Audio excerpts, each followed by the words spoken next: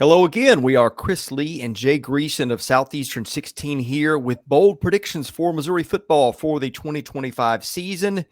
A reminder, these are brought to you by FanDuel, where you get player props, same game parlays with FanDuel's SGP menu, which is deep and impressive so that you can really build some fun combinations around player performances and game outcomes. FanDuel's got you covered with competitive odds and tons of betting options. Just remember to bet responsibly and have fun with it.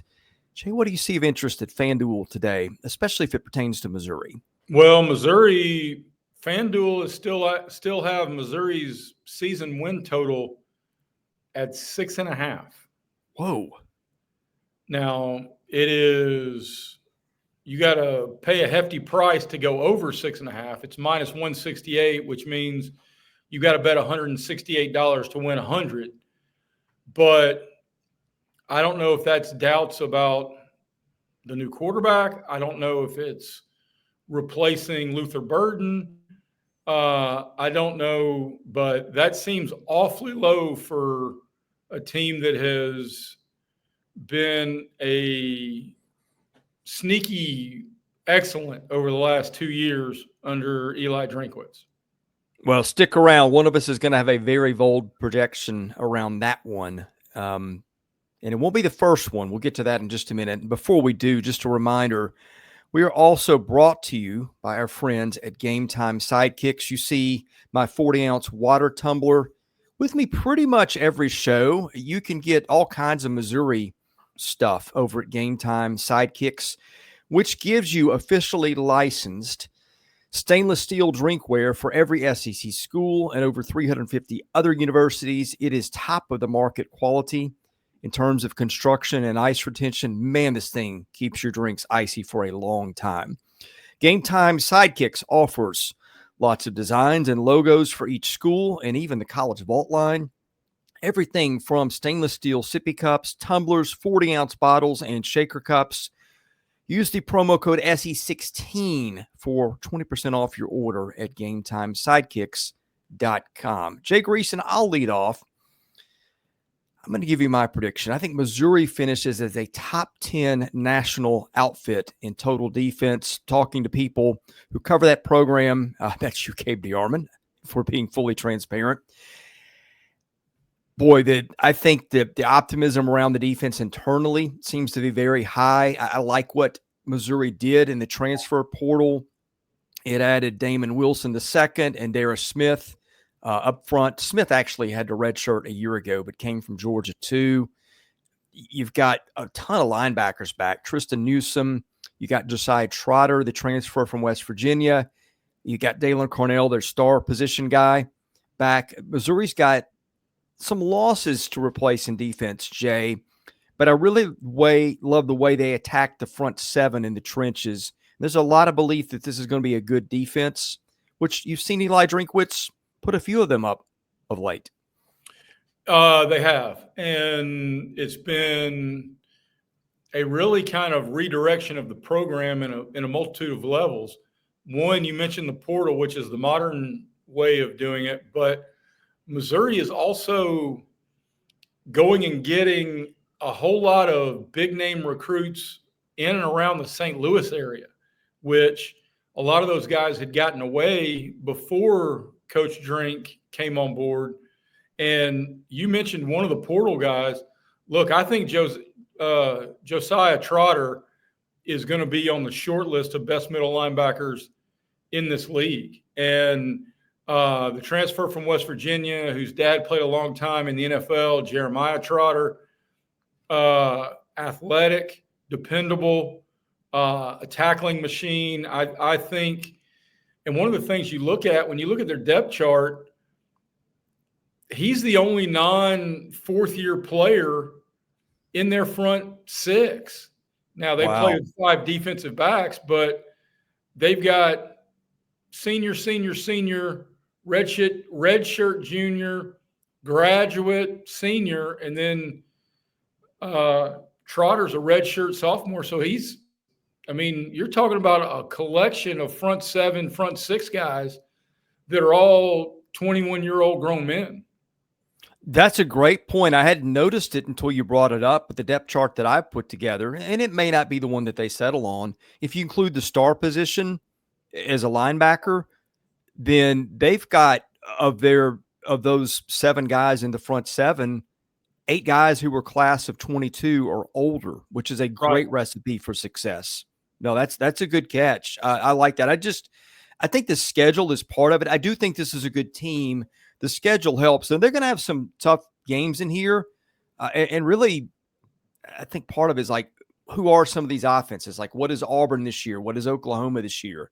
So there's some variability with who they play in terms of just not knowing what those offenses are going to be. But I think that they like the talent, and I'm going to ride with that. You've got a prediction here up next that I really love around the offense, Jay. Well, it's another portal edition, and I think the Mississippi State transfer Kevin Coleman is going to lead the SEC in catches. It's his 4th year in college football. He's got more than 130 catches in his career, more than 10 touchdowns. He's a guy that is comfortable in the slot. He's comfortable on the perimeter. He was amazingly consistent for a Mississippi State team late last year. Each of the last 5 games, he had 5 or more catches. 2 of them he went north of 100 yards. I mean, heck, he's not the most high-profile portal wide receiver in the SEC. That's probably either Noah Thomas at Georgia or Eric Singleton at Auburn. Hell, he's not even the most high-profile Coleman wide receiver in the SEC. That's Cam Coleman. But this guy is going to put up monster numbers as long as Bo Prabula is the guy. I love the prediction. I don't know if it'll hit because you got guys that are going to have high target volumes. Ryan Williams will be that. Cam Coleman at Auburn will be that. There's a lot of receivers we could name. But this guy last year, I didn't really even notice it till after the season was over. Like, he nearly put together 1,000 yards receiving at Mississippi State last year, a team that lost its starting quarterback early, just did not have a supporting cast. Like, Kevin Coleman may have had the most underrated good season in the SEC last year. No, he's dynamic, and I mean, there's going to be a lot of target share open there as they look to replace a all-time program great in Luther Burden, and there's just going to be a lot of opportunity. And yeah, you and I've talked about Missouri before this summer, and we'll expect Ahmad Hardy to have a really big year, but you've got to be balanced in this league. And I think when they throw the football, place number 1 on the checklist is Kevin Coleman. Yeah, you look at the receivers they return. Marquise Johnson caught 25 balls a year ago. Josh Manning caught 13. Their top transfer coming in is Xavier Lloyd, who caught 66 balls at Illinois State. So that can actually be good. You need another guy who can take the focus off your one guy, so he's not double teamed all the time. Plus Brett Norfleet, who caught 26 balls a year ago, one of the better tight ends in the league. I like the fact that he's like clearly the top receiver on the room, but they've also got some guys who can attract attention of defense to help him get there too.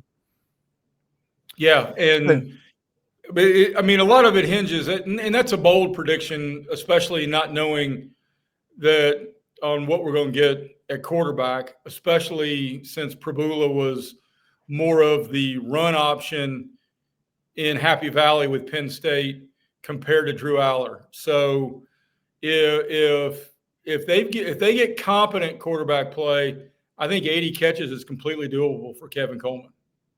Yeah, for sure. I think that, they've had pretty good offenses too. Remember 2 years ago, nobody was talking about Missouri, and Missouri ended up just being a really, really good offensive team and one of the better ones in the league. So I really love that prediction there. Didn't think about that, Jay. I got to give you credit for spotting that, but I think that's a good one. And when we do bold predictions, we're not necessarily saying it's going to come true, although some of these will, and that might be one that does, but we're trying to point you in a direction of maybe something that maybe is not being talked about enough to give you an idea of what's going on with the particular teams. I think that's one of my favorite ones I think that you've come up with this offseason. I'll see how you like this one of mine. Missouri gets double-digit wins again. Jay, I know when you said that over-under total at FanDuel, I couldn't believe it. Is that that's regular season, right? Yes, regular season only.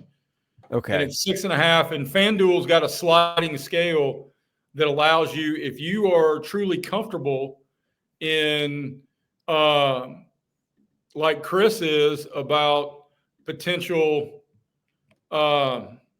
being and to be clear, your prediction on double-digit wins includes a bowl game, correct? It does. And I would say, look, I'm looking at this, some of the individual games, just this model that I put together with SP Plus, with FEI, not FEI, Kelly Ford and ESPN's FPI. I've taken the above and average point totals and just played out their season and said, all right, what does it look like? What's the point spread probably going to look like? I'm a little surprised. They are favored to beat Central Arkansas, Kansas, Louisiana, UMass, Vanderbilt, which is on the road, Mississippi State, and then everybody else there are a slight underdog. Now, I would push back on Arkansas. They are about a 1/10 of a point underdog because that one is away. So that would be 7, which I think they'll get. Oklahoma on the road, I think, is gettable depending on what Oklahoma is. Texas A&M at home is gettable, I think. They're about a 4-point underdog in that. I think that might be something that changes by the time we see it. Auburn, 5-point underdog. Like, a lot of these are close. I think the Alabama game is going to be their biggest dog game. They're going to be about 12.5 on that one, according to this. That one is in Columbia.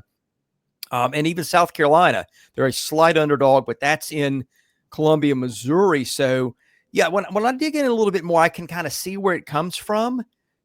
But I just like their chances because, like, they don't play their 11th and 12th road games till the last 2 games of the season. That gives you an awfully good running start for momentum. Well, and you mentioned momentum.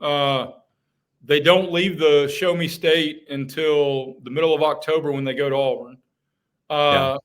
When we were kicking around predictions, looking at their schedule and its possibilities and some very doable scenarios, I pitched the idea that I think Missouri is going to be 5-0 and ranked when Alabama comes to visit, and that's Alabama after playing the revenge game against Vandy and Missouri getting an open week before Alabama comes. And I think College Game Day could very well be in Columbia, Missouri. So, yeah, I mean, that would be a monster event for that program and all that goes with it. So, I mean, and FanDuel allows you, they've set the win total at 6.5. You can go over that, but you got to pay longer odds. If you are of like mind with Chris Lee and you think this could be an 8 or a 9 win team, you can escalate what the win threshold is to get better odds. So if you think Missouri's going to get 8 or more wins, you can get that at plus money on FanDuel. Yeah. Yeah. I mean, a lot of close games. Another one in there, to be fair. Kansas is going to be in there early. I think that's in Columbia. That's a kind of a sneaky rivalry game with a program coached by Lance Leipold, who's done just a very, very solid job in his time in Lawrence. So that one will be fun too. But I just think week in, week out, a lot of games that Missouri at a minimum should be in if they're not winning. I think that makes it an interesting season. Jay, I'm going to get one more thing from you on Missouri on FanDuel that catches your interest. While you're looking that up, just reminding you that our show also sponsored by our friends at ROKFORM, which is the world's strongest magnetic phone case. And man, it is strong. Trust me on that one. I've got one. It offers extreme protection, super strong magnets, and rock lock secure mounting. It is the most durable and multifunctional phone case, as well as their accessories. They're also fitting that description. At ROKFORM, quality is paramount, So you can expect the same military-grade standards with all their case accessories, just as you get with the actual cases.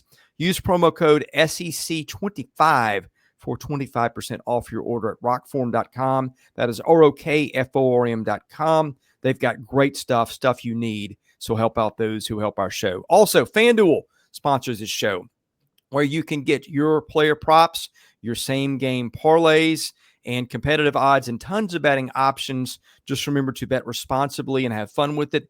Jay, what else do you see of interest with Missouri at FanDuel? Well, you referenced it in terms of the rivalry game, and we both talked about Missouri having a real opportunity to get off to a very fast start. FanDuel currently has that week 2 game of Kansas coming to Columbia. Missouri is less than a touchdown favorite. So I am probably going to get on that before the season starts, because I think that number is going to go nowhere but up, especially after what could be a very strong first week showing of the SEC and kind of how perception plays into reality in the betting communities. Right now, Missouri is a 6.5-point favorite over Kansas. I am all about the Tigers if I can get that less than a touchdown. We'll be here to cover the Tigers after every week of football, also cover them in basketball and baseball. Hope you subscribe to the channel. If you don't already, that is free. Anyway, thank you for watching our content here at Southeastern 16. For my co-host, Jay Greeson, I'm Chris Lee. God bless you. Thank you for watching. We'll see you again soon.